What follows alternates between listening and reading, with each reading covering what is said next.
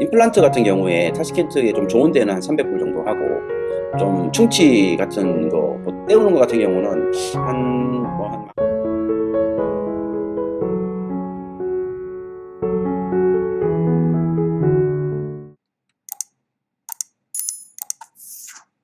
우즈베키스탄을 알리고 소개하는 TV 우즈베키스탄입니다. 구독 안 하신 분들 구독 버튼 꼭꼭 눌러주세요. 그래야지 저도 계속 이 영상들을 만들어 갈 힘이 생깁니다.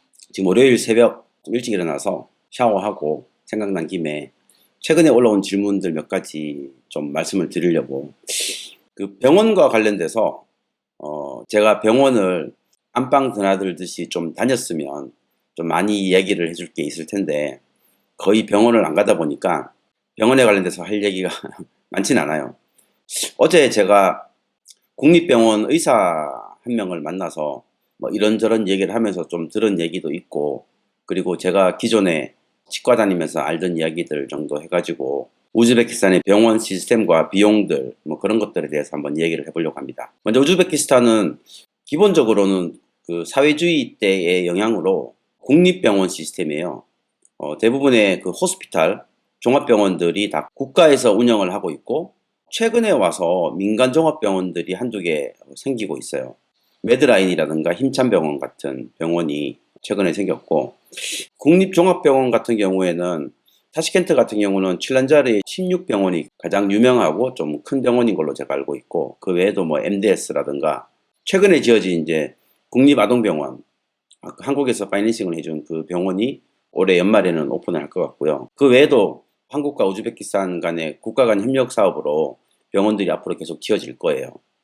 그리고 이제 종합병원들 말고 우리가 폴리클리닉이라고, 한국으로 따지면 이제 개인 병원 또는 의원이죠. 수술을 하지 않는 그런 병원들도 국가에서 운영을 하고 있고, 한국으로 따지면 약간 보건소랑 성격이 비슷한 것 같은데, 보건소보다는 조금 더 의료 서비스가 복잡한 그런 시설인 것 같아요.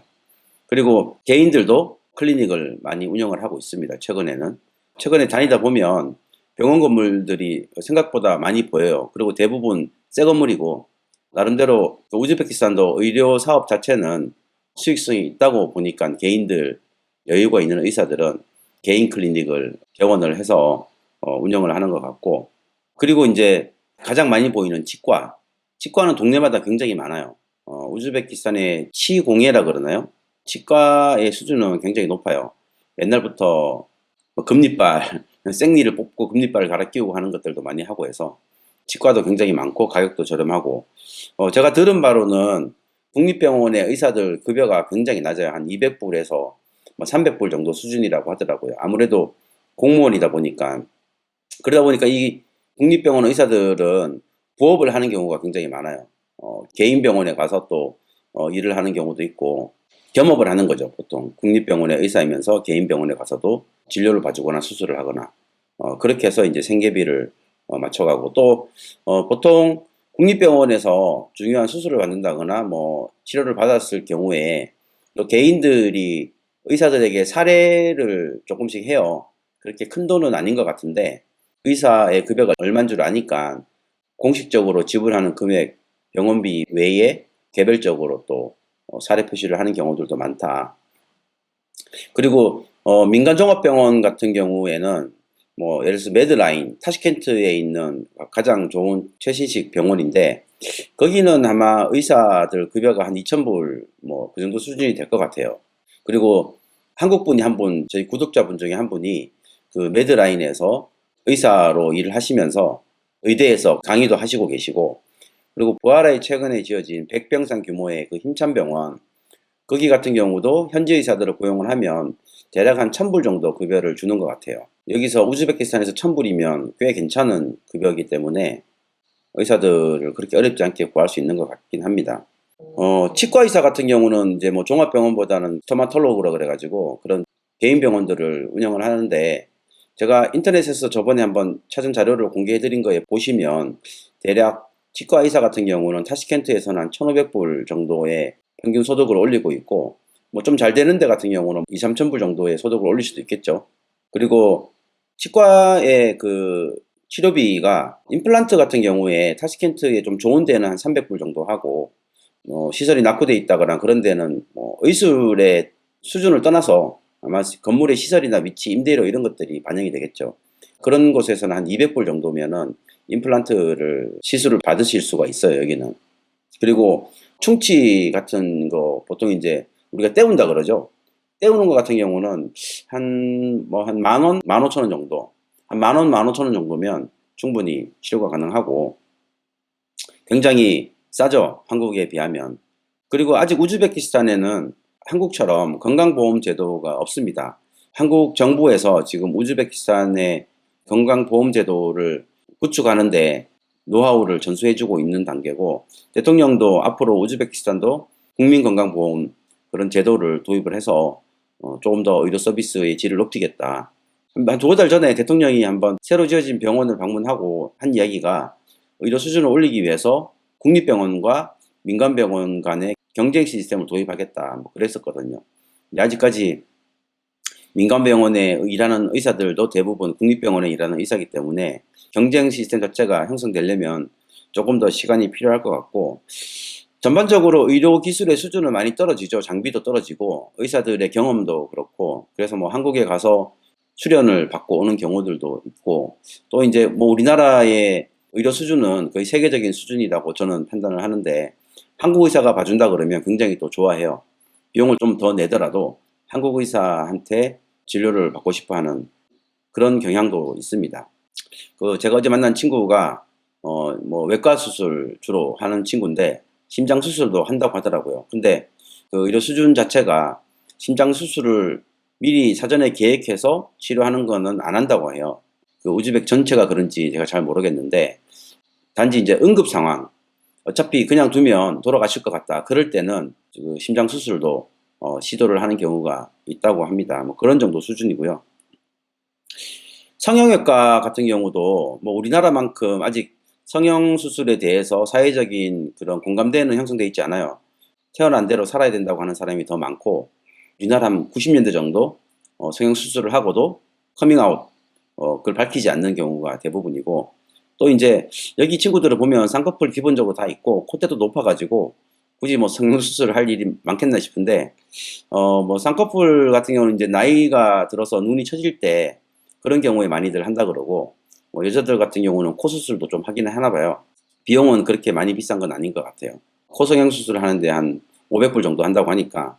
그리고 한국 의사면으로 우즈베키스탄에 병원을 개업할 수 있다고 하니까 관련된 절차들은 좀 더 확인을 해야 되겠지만, 아무래도 우즈베키스탄에서 한국 의사의 선호도가 굉장히 높으니까 또 나름대로 우즈베키스탄에서 병원을 개업하셔도 괜찮지 않을까. 지금까지는 치과 정도만 있었어요. 한국 의사분이 우즈베키스탄에 오셔가지고 치과를 한 적은 있는데 다른 분야는 아직까지 한 적은 없는 것 같고요. 제가 우즈베키스탄에 없었던 한 3, 4년 그 사이에 또 누가 하셨는지는 제가 모르겠는데, 하여튼 치과는 한국 분이 오셔서 한 적이 있어요.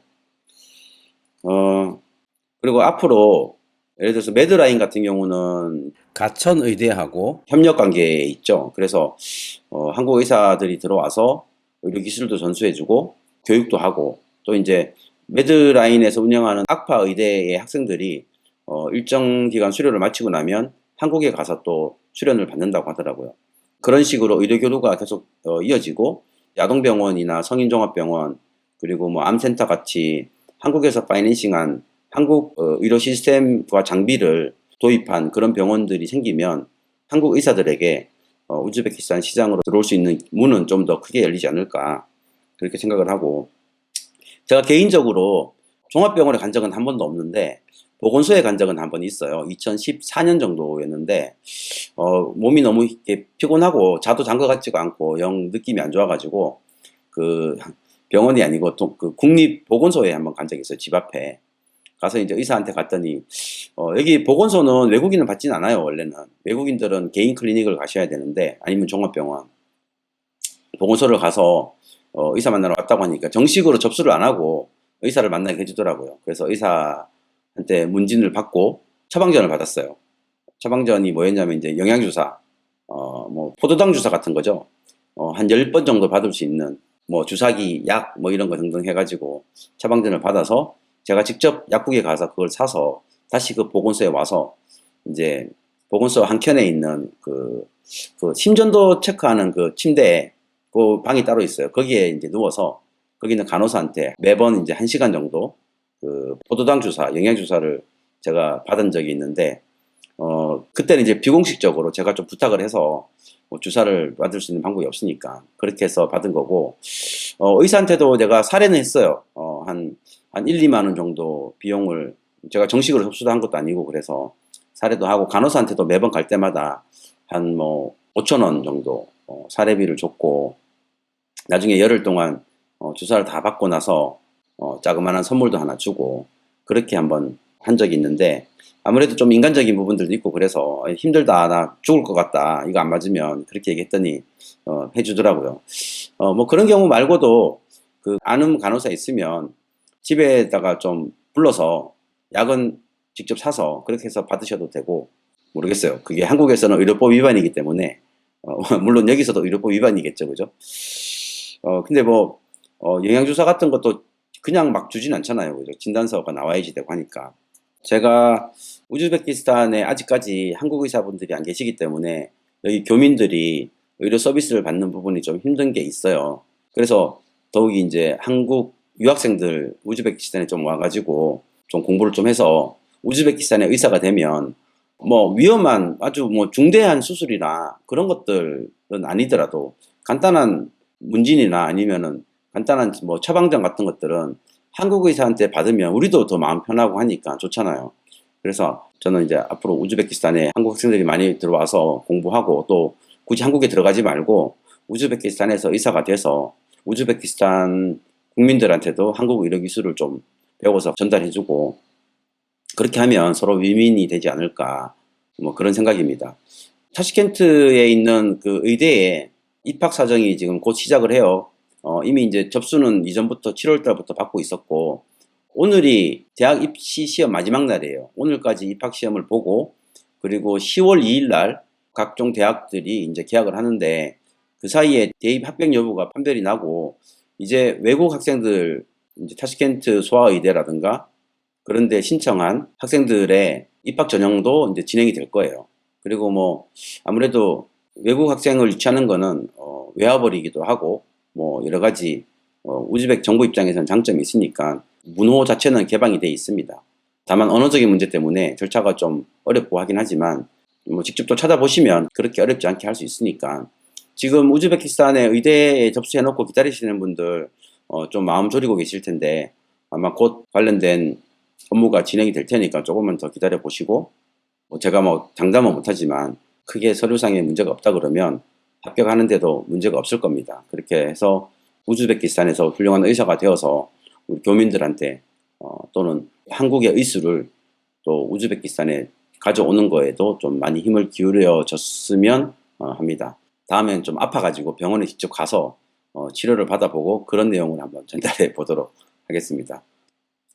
그리고 지금 제 청취자들 중에 40%는 구독을 하신 분들이고요, 60%는 구독을 안 하신 분이거든요.